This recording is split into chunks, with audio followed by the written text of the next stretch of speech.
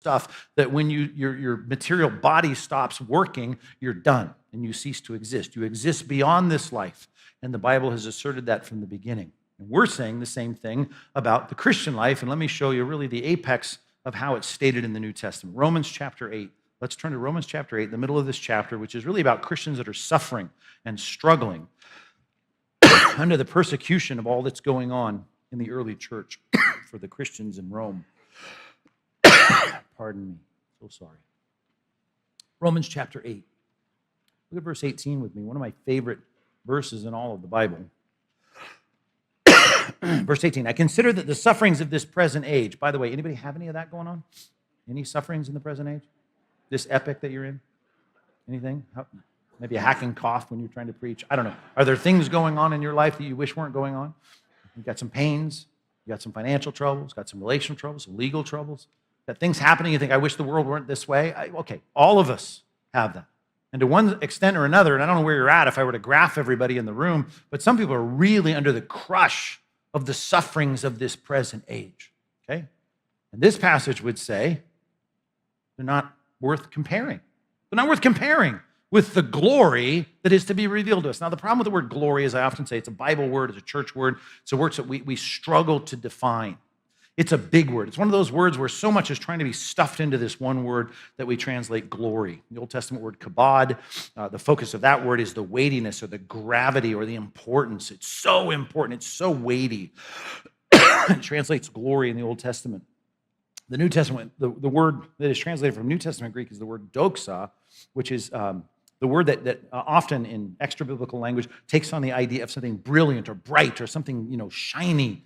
And so you have something, really put those concepts together, something with so much gravitas, so much weight, so much greatness, so much importance that it's just like shining. It's like, oh, that's the idea of glory. And when you talk about glory in the Bible, it usually is talking either about the present reality of God being glorious while this earth is being dark and sin-laden, or what we're all going to experience one day when the glory of God comes and dwells among men on a new earth.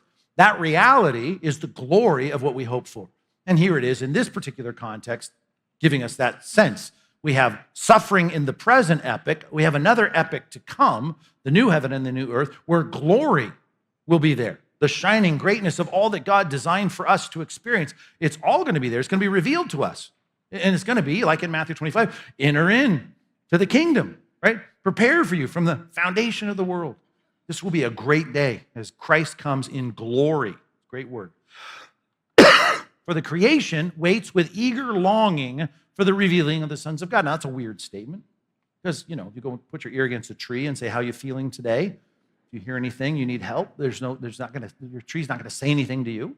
But if you're a botanist or, you study creation, you study even, maybe you're a physician or a biologist, you study the created order. I can tell you this, it's going to say something to you, and that is, it's messed up. Things don't work the way it's supposed to. It works well enough relatively to make things happen, like to oxygenate, the planet so that we can breathe oxygen in our lungs. But our lungs don't work right. We got pulmonary doctors here. We got people that study all kinds of things that remind us that the creation itself is not perfect.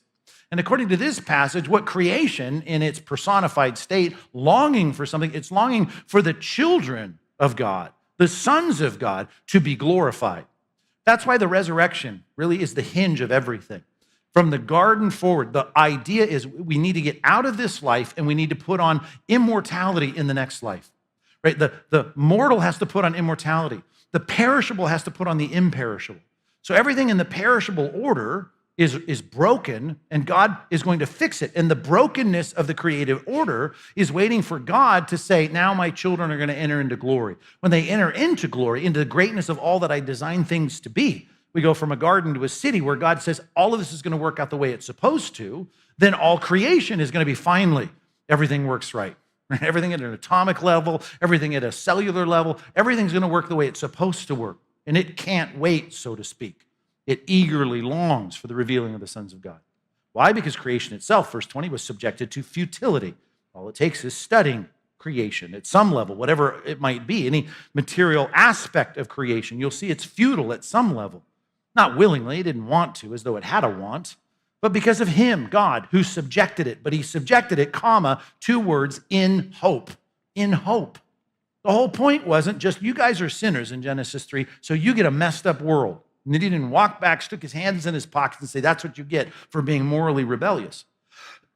God said, I'm going to mess up the world that you're living in. I'm going to mess up your bodies that you're living in. I'm going to mess up the garden that you're living in. I'm going to kick you out of the garden into the desert of this world, so to speak, right? But I'm doing it all in hope because one day from the seed of a woman will come one who will redeem and reverse all of this, crush the tempter's head, right? Bloody his head, and we will move forward into a new creation. This is the whole concept of the Bible. It's all looking forward. And the Bible says here that it's waiting in hope for that. Verse 21, that the creation itself will be set free from its bondage to corruption and obtain the freedom of, there's our word again, the glory of the children of God. And I love that because at the apex of this whole thing, the cherry on the top of the cake is the people. That's you and me, right? That we will be glorified. That takes the resurrection of the body. We need to be glorified. God is going to do that, and when that happens, right, we've reached the apex of all history. It's all linear, heading toward this. For we know, verse 22, whole creation has been groaning together in pains of childbirth until now. And not only the creation, but we ourselves who have the first fruits of the Spirit, we groan inwardly as we wait eagerly for our adoption as sons, the redemption of the body. And my concern today is, do we really do that? I mean, if I said, let's measure your life against that right there, that we, like the creation that wants everything to be made right, that you groan inwardly, waiting for your adoption as sons. I thought I was adopted. You're only legally adopted.